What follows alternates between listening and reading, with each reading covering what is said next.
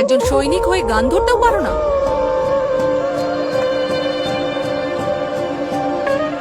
তোমার তো লজ্জা পাওয়া উচিত।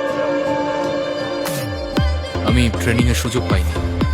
তাহলে সেনা দলে কি মাছি মারতে এসেছো তুমি?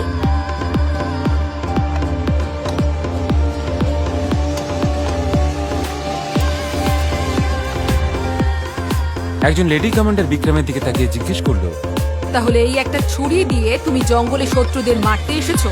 তোমার তো একজন সৈনিক হওয়ার কোনো যোগ্যতাই নেই।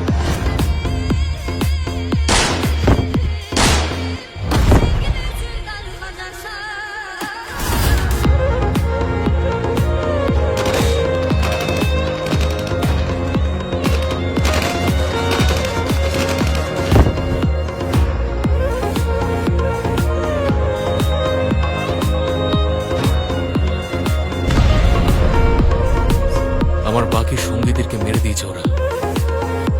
আমাদের ক্যাম্পে এত বড় বিস্ফোরণ হয়েছে, সব শেষ হয়ে গেছে। হোয়াট?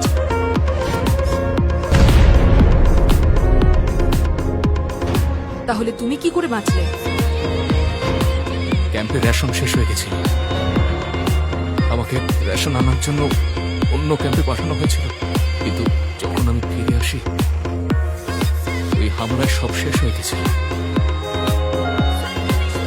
শত্রুদের হামলায় আমার সব সঙ্গীরা মারা গেছিল। তাহলে তুমি এই খবরটা রেজিমেন্টকে দাওনি? না, কারণ আমি প্রথমে আমার সঙ্গীদের প্রতিশোধ নিতে চেয়েছিলাম।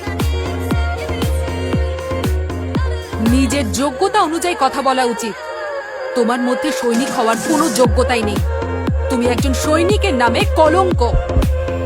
কে জানে কে সুপারিশ করেছে যে তুমি এতদূর এসেছো? বিক্রম এই কথার কোনো উত্তর দিল না। আসলে যখন ও শত্রুদের খুঁজতে এই জঙ্গলে এসেছিল, তখন ওর উপরে কিছু উগ্রপন্থীরা আক্রমণ করেছিল, আর এই লেডি কমান্ডার